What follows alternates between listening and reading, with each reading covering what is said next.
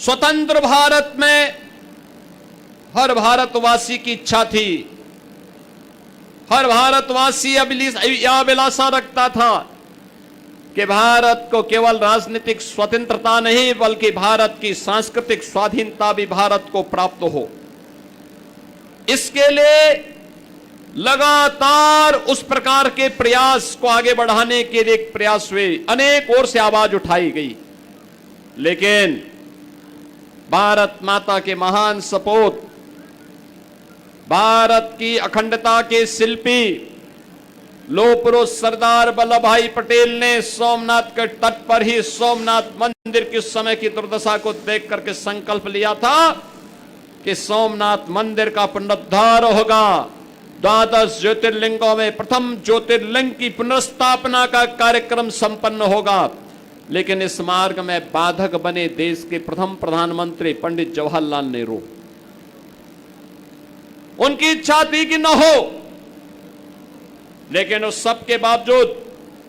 लौह पुरुष सरदार वल्लभ भाई पटेल की दृढ़ संकल्प शक्ति के सामने पंडित नेहरू की नहीं चली और उन्होंने जब इस कार्य को आगे बढ़ाया, मंदिर का निर्माण पूरा हुआ,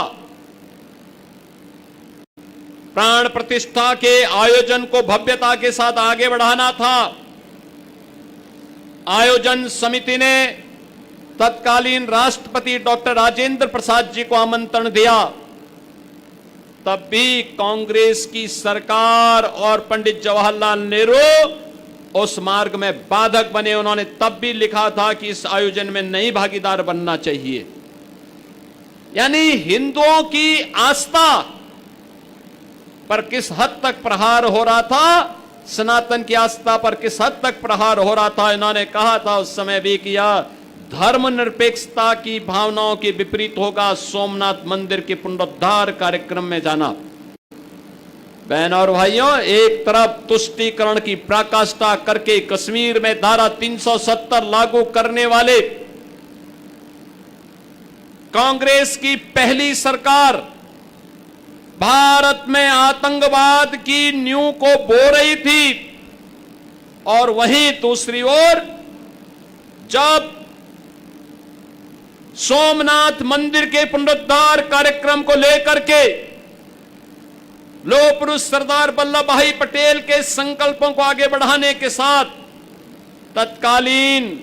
आयोजन समिति ने देश के प्रथम राष्ट्रपति को लाने और आमंत्रण देकर के इस कार्यक्रम को आगे बढ़ाने का कार्यक्रम अपने हाथों में लिया, तो कांग्रेस की वही सरकार इसमें विरोध कर दी। लेकिन हम कृतज्ञता ज्ञापित करते हैं डॉक्टर राजेंद्र प्रसाद जी का भी,